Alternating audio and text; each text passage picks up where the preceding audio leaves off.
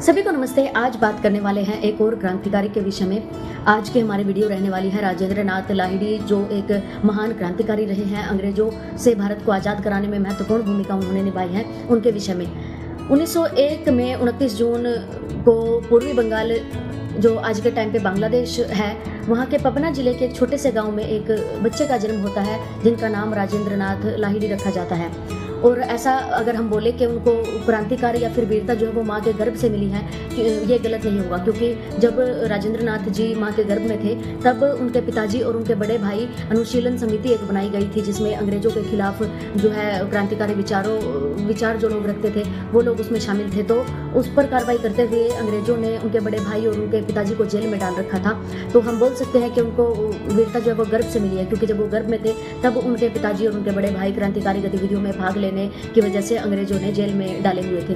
तो उन्होंने शुरू से ही देखा है कि उनके पिताजी और उनके जो भाई है वो किस कारण से जेल में है, क्योंकि वो भारत को आज़ाद कराना चाहते हैं। तो उनके मन में एक रोष था, शुरू से ही, बचपन से ही उनके मन में रोष था कि वो भारत को आज़ाद कराएंगे, वो मदद करेंगे, वो क्रांति लेके आएंगे। तो इसी धारणा के चलते जब वो 9 वर्ष के हुए तो उनके जो मामा जी हैं उनको बनारस लेके चले जाते हैं पढ़ाने के लिए।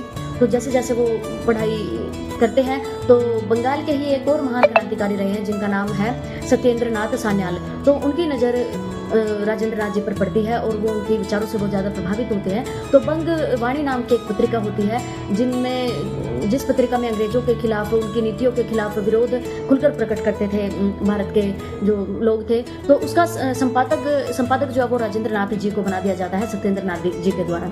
तो उसमें बहुत अच्छे से राजेंद्र नाथ जी अपना काम करते हैं, वो अपने विचारों को प्रकट करते हैं, वो अंग्रेजों की नीतियों का विरोध करते हैं उस पत्रिका में। तो ऐसा करते करते राजेंद्र नाथ जी जो है वो बहुत प्रचलित हो गए थे लोगों में। तो फिर जब वो हथियार, माउजर्स वगैरह, पिस्टल तो उनके पास होती थी और वो प्लानिंग भी करते थे कि हम ये करेंगे, जो 1857 की क्रांति असफल रही हम उसको दोबारा से सफल बनाएंगे।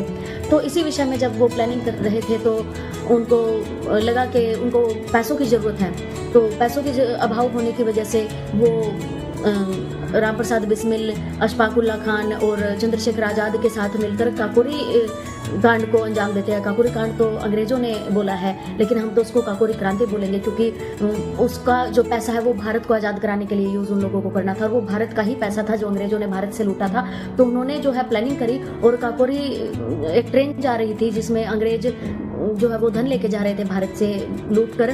तो अंग्रेजों ने जो धन लूटा हुआ था, तो अशफाकुल्ला खान, राम प्रसाद बिस्मिल और राजेंद्र नाथ लाहिड़ी जी जो है वो मिलकर प्लानिंग करते हैं कि हम उस ट्रेन को लूटेंगे और जो पैसा हमें उससे मिलेगा हम उस पैसे को भारत को आज़ाद कराने के लिए जो क्रांतिकारी नीतियाँ हमें बनानी है